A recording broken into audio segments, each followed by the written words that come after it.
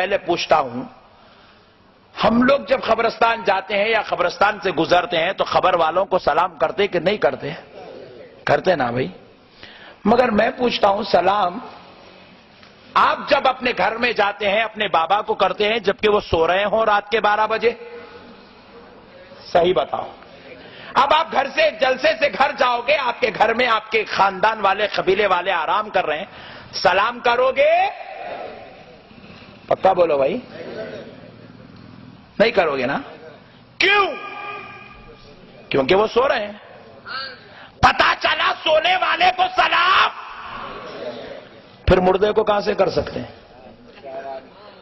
تو بتانا باندھنا پڑے گا کہ گھر میں تو جو لیٹا ہے وہ سو رہا ہے، جس کو ہم نے خبر میں چھوڑا ہے وہ سونا تو دور جاگتا پڑا ہے. تبھی تو ہم اسے السلام علیکم کہہ رہے ہیں، وہ ہمارے سلام کا جواب دینے کی قوت رکھتا ہے. اور ایک بات سنو، آپ جاگ رہے ہیں، میں نے آپ کو سلام کیا، آپ نے اگر جواب نہ دیا گناہگار ہے کہ نہیں ہے؟ سلام کا جواب نہ دینے والا گناہگار ہے. اگر وہ لوگ بیچارے پہلے ہی گناہوں سے پریشان، خبر میں پٹائی ہو رہی ہے، پھر آپ کو کہا جا رہا ہے سلام کرو، جواب نہیں دے گا تو ٹینشن، پھر عذاب.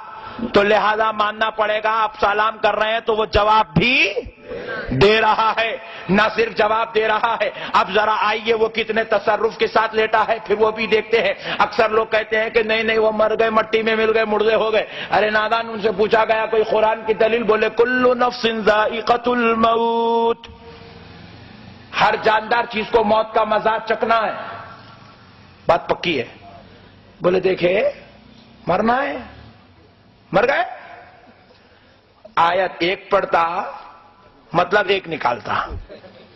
ہمارے پاس حیدرآباد میں کئی ہوٹلیں پڑی ہے، مطلب کیا ہے؟ نام اس کا ذائقہ ٹی پوائنٹ. ذائقہ کا مطلب مزہ. ذائقے کا مطلب کیا ہے بھائی؟ ذائقہ عربی لفظ ہے، مزہ اس کا ٹرانسلیشن ہے. ٹیسٹ. ارے چائے بڑی ٹیسٹی تھی یارو. مطلب کیا؟ بڑی مزیدار تھی. اور مزہ اس کو کہتے ہیں جو 10 منٹ بعد ختم. بات سمجھ میں آئی؟ نہیں آئی؟ تفصیل ہی لیتے ہیں. پیارے بزرگوں اور دوستوں ذرا غور کیجئے. اللہ رب العزت نے کہا کلو نفسن، ہر جاندار چیز کو، ذائقۃ الموت، موت کا مزہ چکھنا ہے. موت کو کھانا نہیں ہے، نگل کے ہضم کرنا نہیں ہے، ٹیسٹ لینا ہے بعد میں چھوڑ دینا ہے. تو پیارے بزرگوں اور دوستو، اللہ نے قرآن میں بیان کیا یہ جو موت ہے یہ حیات کی طرح ہمیشہ ہمیشہ کے لیے نہیں ہے، یہ تو صرف منتقل کرنے کے لیے، مزہ چکانے کے لیے دیا جا رہا ہے. تجھے زمین کے اوپر سے اندر بلانا ہے، اس لیے موت کو بھیجا جا رہا ہے. تو ذرا اس کا مزہ چکھ لے تاکہ تیرے بیٹے تجھ پر رو لے، تیری بیوی تجھ پر رو لے، تیرے خاندان والے تجھ پر رو لے. جب وہ سارے رو رو کر تجھے لے آ کر خبر میں چھوڑیں گے تو تم مزہ چکھ لے. جب تجھے نہلایا جا رہا تھا تو مزہ موت کا چکھ رہا تھا. جب تجھے کفنایا جا رہا تھا موت کا مزہ چکھ رہا تھا. جب تجھے ڈولے میں لٹا کر لے جایا جا رہا تھا تو موت کا مزہ چکھ رہا تھا. جب تیری نماز پڑھی جا رہی تھی موت کا مزہ چکھ رہا تھا. جب تجھے خبر میں لٹا دیا گیا مزہ ختم، پھر سے زندہ کیا جا رہا ہے.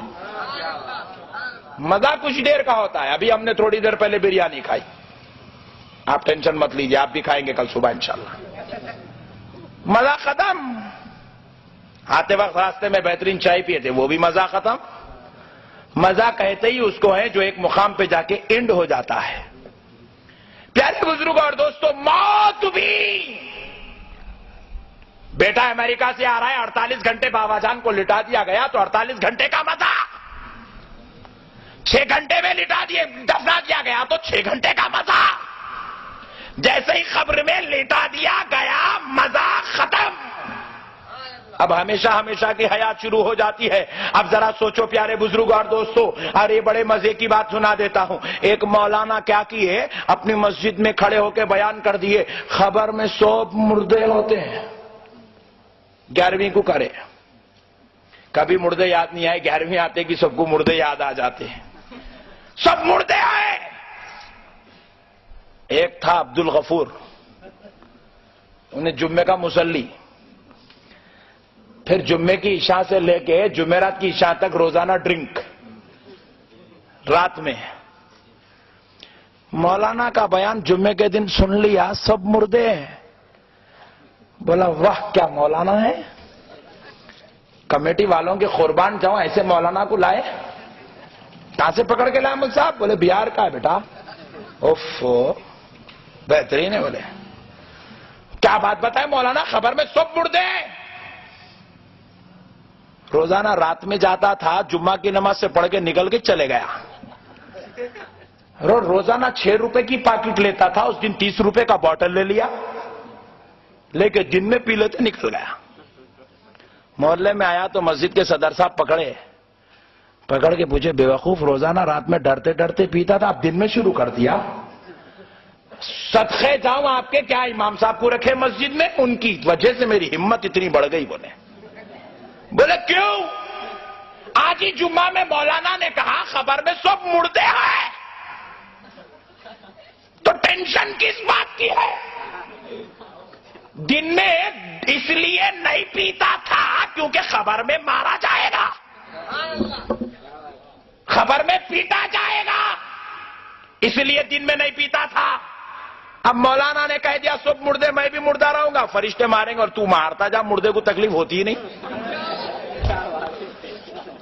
ڈبل مار, اگر مارتے مارتے تو رکا تو میں ماروں گا, مارتا جا.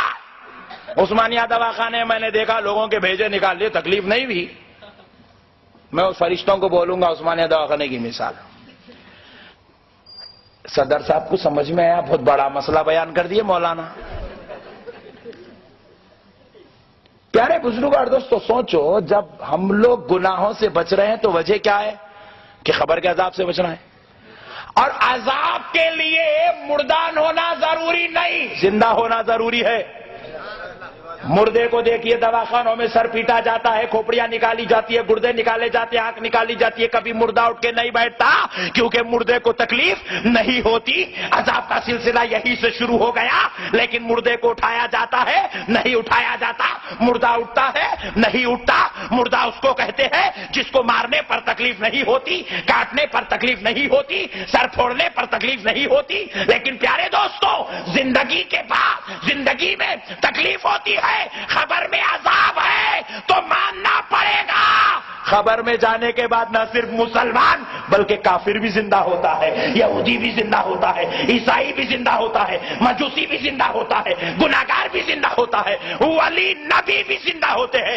آپ پوچھے مولانا کافر یہودی عیسائی اور گناہگار کا زندہ ہونا تو سمجھ میں آیا, عذاب لینا ہے اس لیے زندہ ہو رہا ہے. ولی کیوں زندہ ہوتا, نبی کیوں زندہ ہوتا ہے جبکہ وہ گناہگار نہیں ہے, وہ خطاکار نہیں ہے, وہ سیاکار نہیں ہے, پھر زندہ کیوں ہو رہا ہے؟ وہ گناہگار زندہ ہوا, عذاب کے لیے.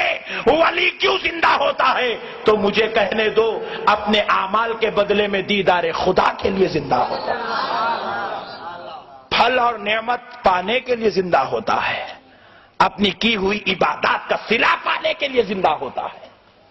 پیارے دوستو, جو قوم اولیاء کو مردہ کہہ رہی ہے, نعوذ باللہ, جاہلو تم نہیں مانتے تو مت مانو, مگر حقیقت تو یہی ہے کہ کافر بھی اپنی خبر میں زندہ ہو جاتا ہے, یہودی بھی زندہ ہوتا ہے, مجوسی بھی زندہ ہوتا ہے, شرابی